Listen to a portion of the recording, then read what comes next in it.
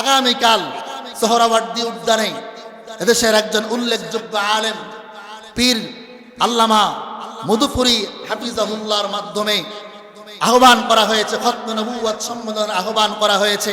বাংলাদেশের বড় বড় সমস্ত উলামায়ে কেরাম থাকবেন, উল্লেখযোগ্য একজন আলেমের নামও সেখানে বাদ নাই। সমস্ত বড় বড় পীর এবং আলেমরা আগামীকাল সেখানে থাকবেন। দেশের বাহিরের থেকেও অনেক বড় বড় দারুল উলুম দেওবন্দের মুহতামিম সাহেব সহ অনেক বড় বড় উলামায়ে কেরামরা আগামীকাল সেখানে আসবেন। আমরাও এই কাদিয়ানীদেরকে কাফের ঘোষণা করার জন্য এই আন্দোলনে আমাদের শরীক হওয়ার দরকার আছে না নাই? কথা বলুন। এটা কোনো দলীয় আন্দোলন নয়, এটা সবার আন্দোলন, সবার মনের দাবি। আমরা সমস্ত মুসলমানদের মনের দাবি কাদিয়ানীদেরকে কাফের ঘোষণা করা হোক। কথা বলুন, ঠিক কিনা? তাই আগামীকালকে এই সম্মেলনকে আমরা সফলতা করার জন্য, সফলতায় পৌঁছানোর জন্য যার যার সাধ্যানুযায়ী আমরা শরীক হওয়ার চেষ্টা করব ইনশাআল্লাহ। আল্লাহ তৌফিক দান করুন, আমিন।